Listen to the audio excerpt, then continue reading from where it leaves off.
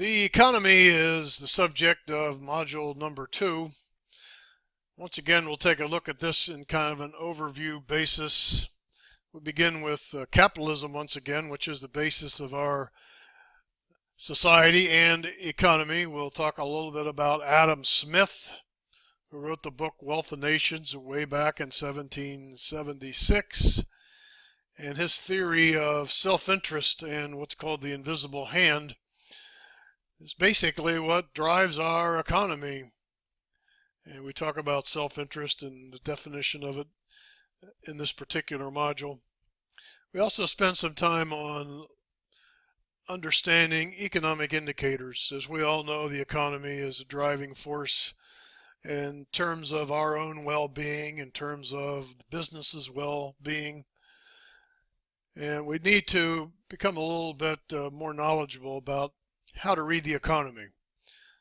Rather than listening to Jim Cramer on MSNBC or any of the Fox News or Fox Business News people, we want to make an effort to figure some of this information out on our own. To that end, I'm going to include the 10 economic indicators, things like GDP, gross domestic product, the unemployment rate, CPI, the Consumer Price Index, a measurement of inflation, retail sales, wholesale sales, the Producer Price Index, indicators like that gives us an indication of what's going on with the economy. We'll look at all 10 and we're going to understand where to find the information, how to read it, and how to make judgments as to whether that indicator is what it is telling us about the economy. So we'll spend a little bit of time on that. And as you know, the effect of the economy on the business is certainly a direct relationship.